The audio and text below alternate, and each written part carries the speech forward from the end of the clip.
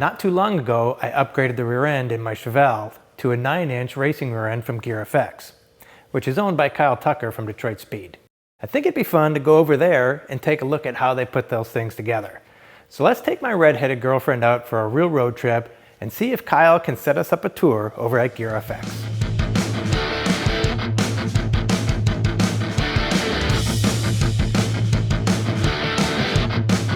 Mr. Tucker. Hey Andy. Thanks for spending some time with me. You bet. Good to see you as always. Awesome. Hey, you know, I finally got the braking oil out of that rear end I put in a couple weeks ago. Good. You know, it's really hard to drive that thing 500 miles on the braking oil like a normal person. Especially you. I know how you are. Yeah. I was really wondering if I could actually get a tour over there at GearFX because I would like to see how these things are put together. I would love you to see what we do over there, and let's get a hold of Fuzzy. Fuzzy runs the shop, and meet the guys over there and check it out. Awesome. We'll give him a call. Thanks. Andy, how you doing? Fuzzy, how are you, sir? Good seeing you again. You too. Welcome to GearFX. Thanks, man. Thanks for letting us come by. We rolled out the red carpet for you. Well, come on, I'll show you the shop. Thanks. We were fortunate that when we moved into this building, it was a clean slate, so we could lay everything out the way we wanted to. So as we come around this way, Johnny's working on one of our Nascar gears. This is our Nascar Pinion yoke. Okay. And the guys, when they're building these, they'll keep turning it to match it to get the minimum amount of run out between the two mated parts. Okay. Right. So some aftermarket parts that we get, you might have 20 thou run out in them. Sure. Right. So we try to minimize that as much as possible. And if that's the case, if you do have a piece that has that much run out, do you just take that piece out, scrap it, and then get a new one and just keep working that way? Because you might get a pinion, Yeah. right, that is all the way one way itself, so you can still match it up I see. sometimes. Sure. You know, a high-end part like this, obviously, there's going to be tighter tolerances than a mass-produced part. Let's go check out our dirty room where we clean all the parts. Okay. Everything that comes in the door that's used, it gets tore down. It gets cleaned in the parts washers here. It moves over to our hot wash. Then we Magnaflux crack check any of the gears, shafts, forks, shift rails, any of the steel components. One of the value-added things we have is that we can rem polish ring and pinions, gears, shafts. This is an aftermarket ring and pinion set straight out of the box that has its phosphate coating on it. This is a ring and pinion from the same manufacturer after we've done our rem polishing process. It's a 6-hour process. Wow. Okay. Start to finish. Yeah. So, well, I'm glad I went with that. Now that I actually see what it looks like. You know, before when you kind of going through the order sheet and what I want in it, I kind of just went crazy with it. But to actually see it really, really makes a difference. Andy, these are some of our Nascar transmissions in our lease fleet. We've got a couple different versions here. And then these are our Nascar 9-inch gears. We've got 200 of these in stock. We've got about 40 to 50 of our own transmissions. And then up here on the rack, we've got another 300 to 400 ring and pinions. We work with our teams a couple weeks ahead of an event. We'll show up on Tuesday with our delivery truck.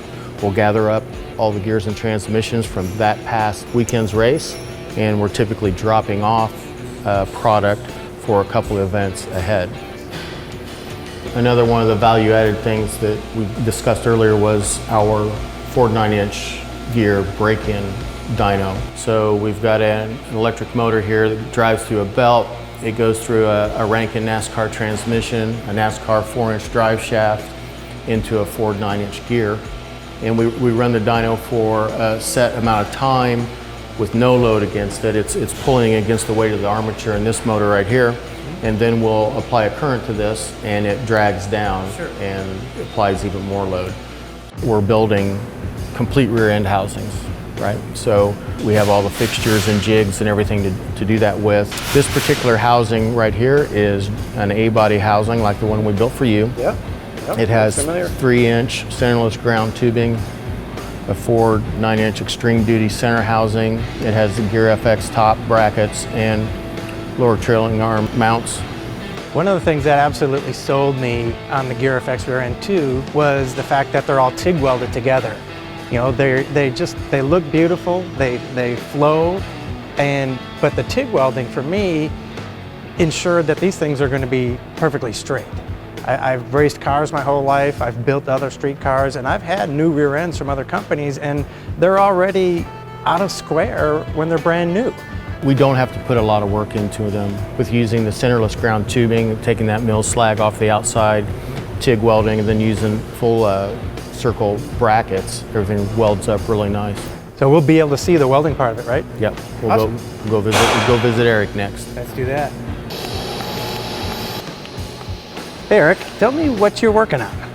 Well, Andy, I'm working on a first-gen Camaro with Detroit Speed brackets on it.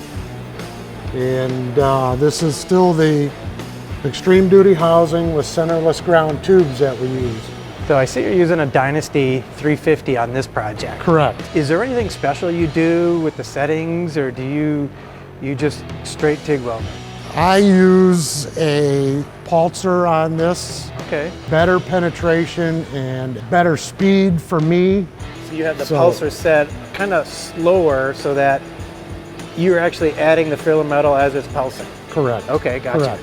Which actually that also reduces the heat effect zone in the piece too, so that's got to reduce or eliminate that problem with warpage after you're welding. It just concentrates the heat better, so you don't have to have such a large weld bead. Oh yeah, no doubt. And it looks better. It's better quality. It is. It And is. it's a stronger weld. Fuzzy, thanks again You're for welcome. your time today. It was awesome seeing how you put these rear ends together, and I learned a lot. By the way, why do they call you Fuzzy? Man, I can't really tell you. All right, well, I'm going to get out of here. All right. Be Thanks, careful. buddy. Be safe. Thank you.